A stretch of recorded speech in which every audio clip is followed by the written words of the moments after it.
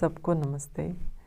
गीता में योगेश्वर श्री कृष्ण और अर्जुन के बीच में जो चर्चा चल रही है उसका विषय है कि कौन व्यक्ति योग की ऊंची अवस्था को प्राप्त कर सकता है। तो इस प्रसंग में योगेश्वर श्री कृष्ण ने यही बताया है कि जो व्यक्ति जितेंद्रिय है, अर्थात जिसका अपनी इंद्रियों पर, मन पर, बुद्धि पर संयम है, जो इस प्रकार से उनको अनुशासित करके चलता है, जो व्यक्ति श्रद्धा से युक्त होकर के आगे बढ़ता है, परम पुरुषार्थ करता है, वह योग की ऊंची अवस्था को प्राप्त कर लेता है। परंतु यहाँ पर अर्जुन योगेश्वर श्री कृष्ण से एक प्रश्न करते हैं, और प्रश्न क्या है कि अयति श्रद्धेयोपेतो योगाचलित मानसः अप्राप्य योग संसिद्धिम काम गतिम कृष्ण गच्छति। इसमें बताया है कि हे कृष्ण, पूछा है प्रश्न कि जो संयम ने करने वाला, अर्थात जो इंद्रियों में आसक्त है परंतु श्रद्धा से युक्त है, और जिसका मन योग मार्ग से विचलित हो गया है, ऐसा व्यक्ति योग की सिद्धि को न पाकर किस गति को प्राप्त होता है। क्योंकि पहले जो लक्षण बताया वो योगी का लक्षण बताया कि व्यक्ति जब जितेंद्रिय हो जाता है तो वह किस प्रकार से अपने योग में प्रगति करता है।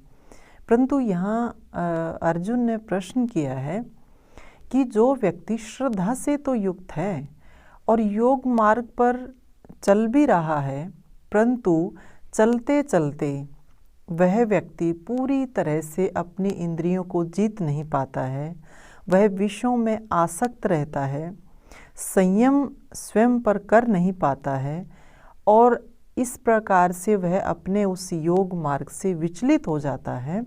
तो कहा, जब ऐसा व्यक्ति जो योग मार्ग पर चला तो था परंतु विषयों को छोड़ नहीं पाता है, परंतु श्रद्धा से भरा हुआ है, तो कहा कि ऐसे व्यक्ति की क्या गति होगी, किस गति को वह प्राप्त होगा। और आगे इसी प्रसंग में अगला जो प्रश्न करता है वह कहता है कि कच्चिन्नो अभय विभ्रष्ट छिन्ना भ्रम इव अप्रतिष्ठो महाबाहो विमूढ़ो ब्रह्मण पथि। कहा कि हे महाबाहो, वह भ्रांत ब्रह्म के मार्ग में स्थिर न हुआ, दोनों ओर से पतित हुआ फटे मेघ की तरह कहीं नष्ट तो नहीं हो जाता है।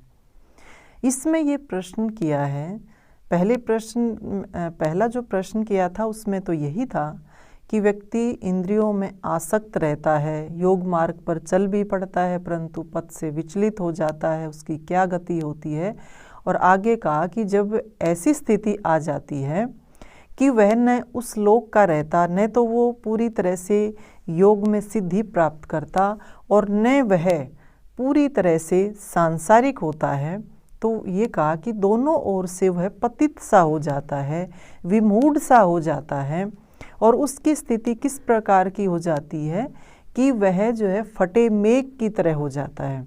अब फटे हुआ मेघ कैसा होता है, बादल कैसा होता है कि जैसे जब बादल बरसता नहीं है तो पानी उसके अंदर होता है, बादल जो है वो इसी तरह से स्थिर रहता है, या तो बरस जाए पानी नीचे आ जाता है, नहीं तो उसके अंदर रहता है।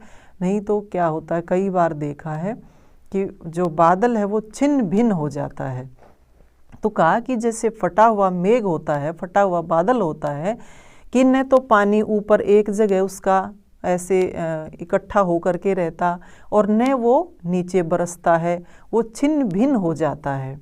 तो इसमें यही प्रश्न किया गया कि जो व्यक्ति इस प्रकार से भ्रमित सा हो जाता है कि वह ये भी चाहता है कि योग मार्ग पे चले, उस ऊंची अवस्था को प्राप्त करे, परंतु दूसरी तरफ विषय भी वो छोड़ नहीं पा रहा, इंद्रियों के प्रति भी वो बहुत ज़्यादा आसक्त रहता है, यानी वह संसार का आनंद भी लेना चाहता है और उस मार्ग पर भी चलना चाहता है।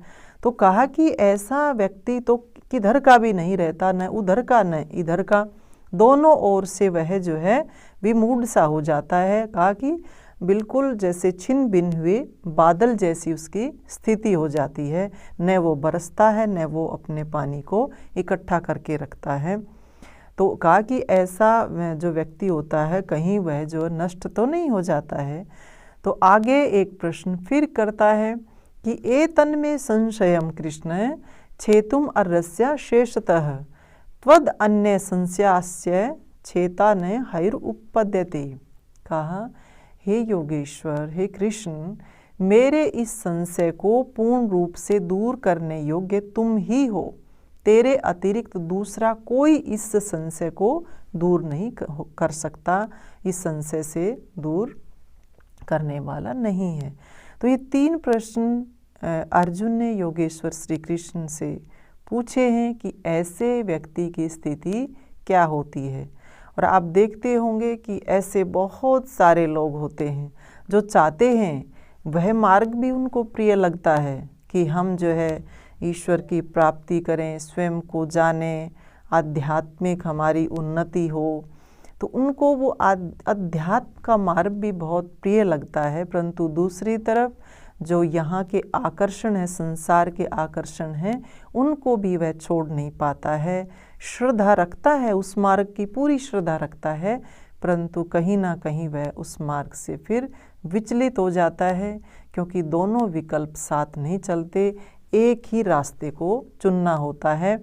और जब कहते हैं कि 2 नावों में जब सवार होकर के हम चलते हैं तो हम फिर कहीं के नहीं रहते।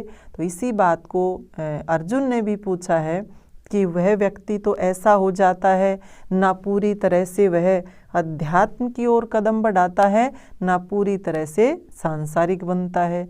तो उसकी स्थिति कैसी, कि ऐसा तो नहीं है कि छिन्न भिन्न हुए बादल की तरह वह नष्ट हो जाए। तो कहा, ये मेरा संशय है, हे योगेश्वर, आप इस संशय को दूर करो कि ऐसे व्यक्ति की गति किस प्रकार की होती है।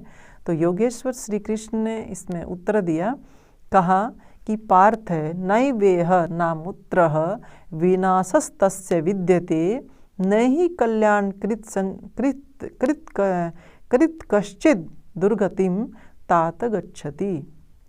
काहे तात, ऐसे व्यक्ति का विनाश कभी नहीं, न तो यहाँ होता है न वहाँ होता है। कोई भी कल्याण कार्य करने वाला कभी दुर्गति को प्राप्त नहीं होता है। कि व्यक्ति संसार में रह रहा है, अच्छे कार्य कर रहा है, कल्याण के कार्य कर रहा है, उसकी इच्छा योग को प्राप्त करने की नहीं है, परंतु जो व्यक्ति अध्यात्म के लिए प्रयासरत है, परंतु कभी कभी जो है उसकी स्थिति ऐसी हो जाती है कि विषयों का आकर्षण उसको दबा लेता है। तो कहा कि दोनों, न तो ऐसे व्यक्ति की न तो वहाँ विनाश होता है, न वहाँ विनाश, यहाँ विनाश होता है।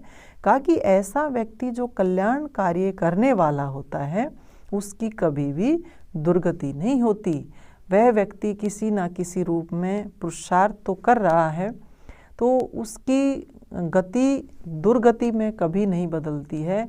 ऐसा व्यक्ति जो है समय पा कर के कभी ना कभी सफल हो ही जाता है।